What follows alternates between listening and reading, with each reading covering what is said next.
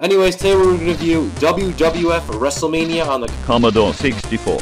It was released in 1991 and developed by Ocean Software. I believe it was a European-only release in the United Kingdom because I never seen the game in the States. And I actually did test this game myself a couple years ago. I looked at some reviews of it on YouTube in the past.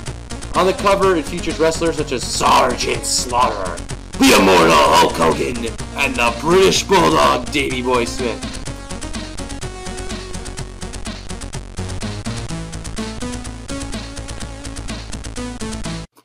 However, in the game, you can only choose the babyface wrestlers, which are Hulk Hogan, the Ultimate Warrior, and the British Bulldog Davey Boy Smith, which is kind of the downfall of the game, because sometimes you want to be a heel.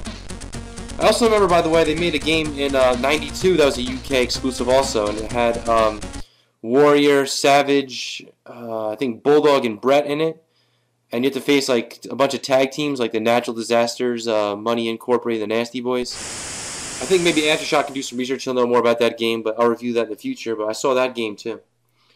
Anyways, despite being able to choose only 3 characters, there's also 5 other characters in the game, which are the heels. That includes Mr. Perfect, Kurt Hennig, the Warlord, the $1 Million Man, Ted DiBiase, the Mountie, I am the Mountie, and Sergeant Slaughter, front and center.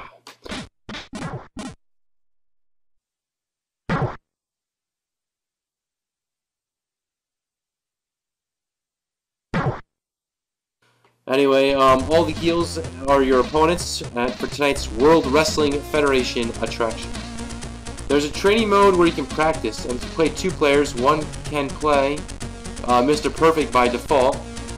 The gameplay in the game is quite simple, just like any wrestling game during that era. You had your punch, kick, clothesline, drop kick, and if you wiggle the joystick correctly, you could even possibly pull off a signature grapple maneuver.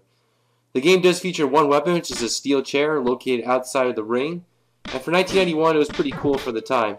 It's not as good as Wrestlevessel or any other games like that, but it's still pretty cool for the time. Match had a 5-minute time limit, and there's countouts that occur in the ring as well. I'm not sure if it was a 10 or a 20 count, but Aftershock will let us know about that. The graphics don't look too bad. You have the WWF logo all over the ring apron, and the aprons have realistic ripples instead of being flat and plain looking. The wrestlers are noticeable. You can tell who's who. Mr. Perfect wears his blue wrestling suit with the black knee pads. The Bulldog's got his white pants, the wrestling trunks. And despite this, the apron being WWF, the ring itself looks like an old-school WCW Clash of the Champions ring with red, white, and blue turnbuckles and ropes. The ring padding is also darker color, sort of like WCW, instead of the typical white padding that the WWF was using at the time. The joysticks, you got a waddle at the bottom of the screen, look kind of weird. Hey, what the hell is that? Get that off my screen! Overall, this was a decent WWF game for the Commodore 64. It definitely could have been better. They were making really good games at the time in the arcade, like Wrestlefest and Superstars. It's definitely about equal though to the other games they're making for like Sega and Nintendo, such as like the Wrestlemania game, Super Wrestlemania, and Steel Cage Challenge. It's got its ups and downs. I really would rather prefer a bigger roster and you're able to pick the heels, but unfortunately that's not the case. The joystick, however, hey, get that off my screen! That's it, I'm done! I'm out of here!